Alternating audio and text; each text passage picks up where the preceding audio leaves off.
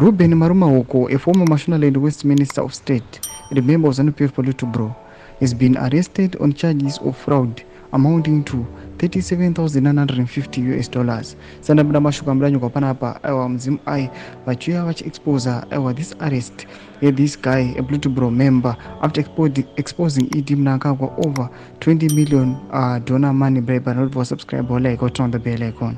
Tipina mzimu anyara vachiti his arrest has brought renewed attention to explosive allegations made in 2019 by his son Simbarashe Marumawoko, accusing President Emmerson Mnangagwa of robbing the nation of $20 million in donor aid during the Cyclone Idai crisis.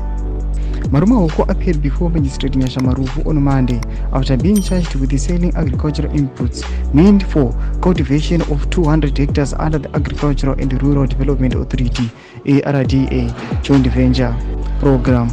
Prosecutors allege that he planted only 46 hectares and sold the surplus inputs, prejudicing ARDA $37,950. His wife, Ndimari Rimba, was also arrested over the weekend in connection with the same allegations.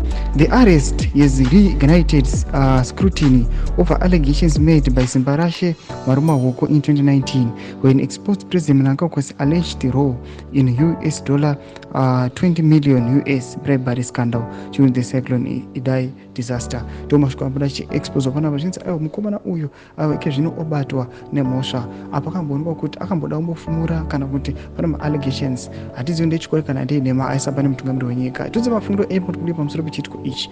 Nakumesikiche medu, subscribe or like, turn on the bell icon.